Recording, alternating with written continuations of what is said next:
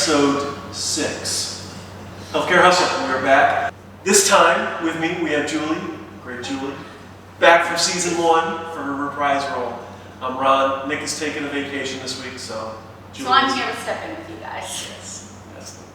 So, this week's guest is Dr. Herr, and we are glad to introduce him. Hello. Hey Ron, thanks for having me on your program. Hi, Good to see you again. Yeah, back in the space. So why don't you introduce yourself, tell us a little bit about you and your practice. Yeah, so as you might have mentioned, Dr. Herr, call me Bill. Attleboro Dental Group is the practice here. We originally started a location or purchased a dental office about 5 to 10 minutes from here, Capron Park Dental. Over the course of 5 or so years, we outgrew that space and sort of learned what we needed, I think, to really provide the kind of experience and care that we wanted to for our patients. And so this is really the embodiment of those experiences and learning from our mistakes and learning from the things that ultimately, I think allowed us to develop a space like this. And Julie is leading, in essence, our dental group, which is awesome. And so tell us a little bit on how you guys have worked together in this design and how you feel this has been your best one yet. Yeah, it really has. I mean, like I said, 5 years ago when we started, we didn't really know what we didn't know. And so being in that space and sort of learning those lessons, we came to Julie, I think, with, you could tell me that I came through the team with the general contractor and the dental equipment. Yeah, and I think we had a really strong vision because of those experiences of what we wanted to achieve. And I don't know how doctors usually come to you to start a project, but for us, I mean, it felt like we were pretty honed in on what it was we were trying to achieve. And I think the beauty of working with Julie is that, they sort of took the time, I think, you took the time to really listen and allow myself and my team to be a part of the process of developing and rolling out the vision. How nice is it to have a client know what they want? And to have a client who was organized and decisive. I think that was one of the things that made the design process really smooth on this Well, I hope so. I hope it wasn't overbearing. Because I know that, at the same time, you've got to balance sort of not letting me fall into traps that you've probably seen happen all too many times. Yeah. So what can you tell us excites you most about this new dental office? I mean, look at it. I mean, it's, we're in love with it. There's still some blue tape on the wall that you might see, but we love the space. It's everything that maybe a person wouldn't expect when they go into a dental office, and that's what we're trying to achieve. I mean, for many patients when they come in, there's a reason why they haven't been to the dentist in 5 or 10 years. And unfortunately, it's experiences of the past that stick with them.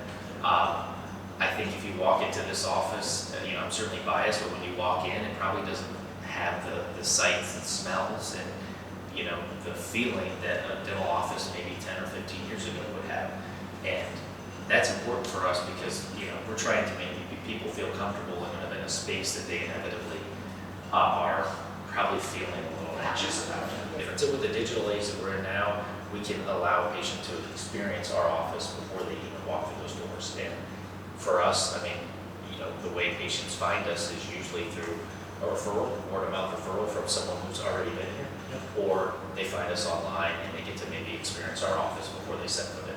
I'll probably mess up the phrase. I think it's biophilic. I think that's the proper term, and we practice it all the time. I don't know if I pronounced it correctly, and I have not been to this office yet, but as I opened the doors and I came in and I saw the greens and the browns and the natural feel and the light, I mean, most times to the exterior of the space. You come to a dental office, and to your point, it's usually closed, little windows. If you're lucky, a TV here and there. But just, you can look out and feel the nature and get all this bright light.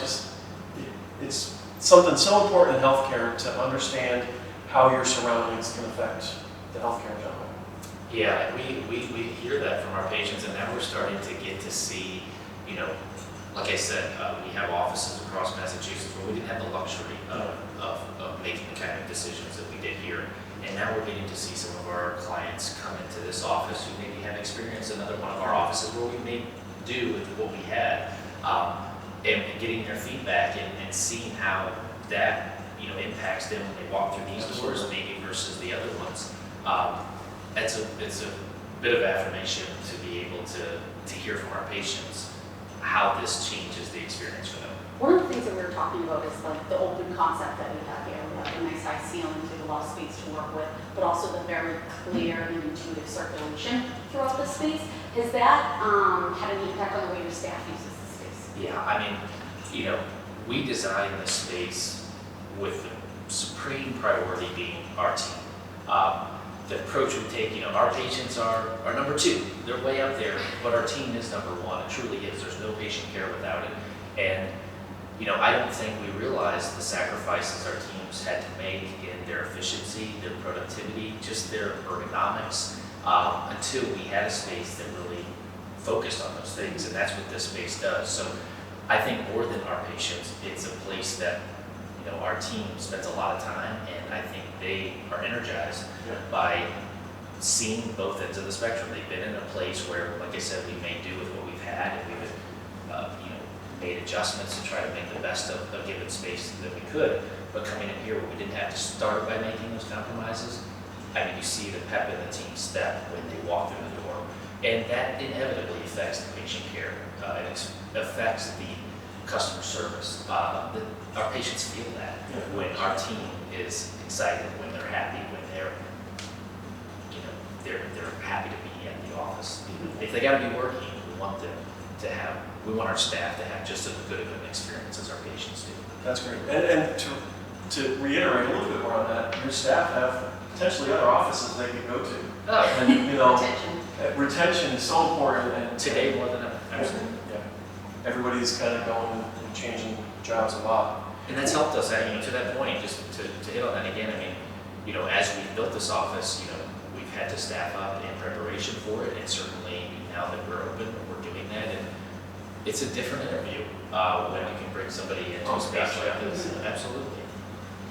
There was probably no problems whatsoever, I'm hoping. But were there any challenges? There were challenges, and probably more challenges than I realized. I mean, that's the whole idea of having a team like Julie to be here to kind of firewall me from some of those. And certainly our contractor helped to do that as well, in the way that Julie and our contractor work together. I think that, you know, so like I said, there's probably more challenges than I realized. I mean, a couple that come to mind: supply chain issues. Everybody knows about those, equipment. But again, I think the team that we have sort of at least insulated me from those, from at least a few sleepless nights. Maybe I had a couple, but overall, I mean, You're a business owner, you're always going to have some. well, I think, you know, Julie hopefully had more than I did, so no offense, but, you know, That was your feels- 3 rules.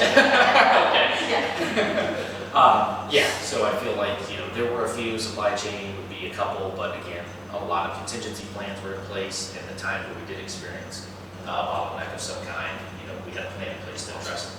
And I think it was great that we had the team dynamic where when the general contractor, if something came up, we could just, you know, all hands on deck, let's resolve this really quickly, take care of it so that we don't have to worry about it delaying the process at all. Communication was, I mean, that made this project what it was. I mean, without that, you know, especially with the level of detail that I wanted to go in and be a part of the process, I don't think without the communication we all had, that would have been pretty cumbersome. I would have imagined.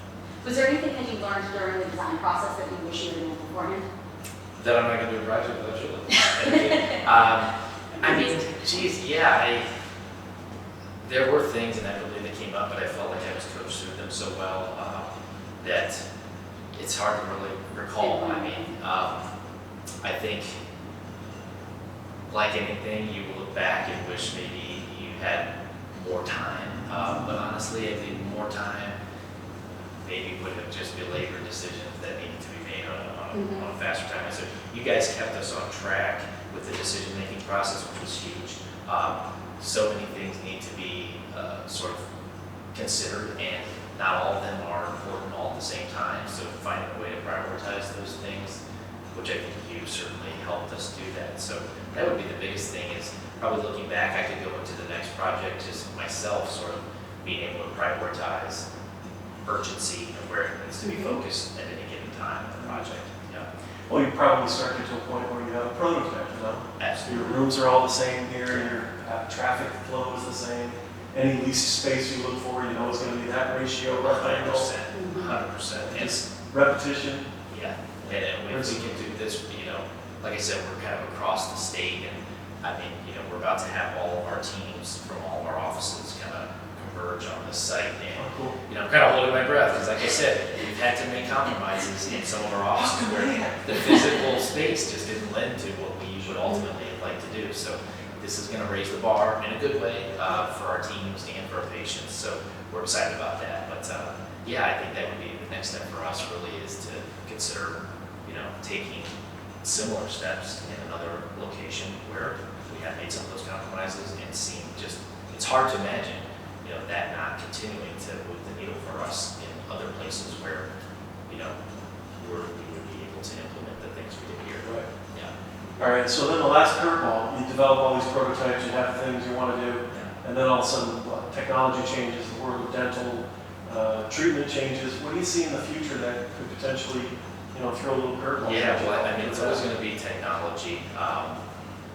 Hopefully it's not another pandemic, but it could be technology. And, we have certainly embodied in every element from digital scans to completely going what we call modelless, where we're not using stone, and we're doing 3D CAD, CAM restorations, and building, and printing, 3D printing, all the buzzwords. No more biting into the trays. No more biting into the trays. Like, we're all in that. So, I mean, I think by being in that position, it allows us to hopefully kind of see beyond the horizon and allow us to adapt, maybe be ahead of the curve.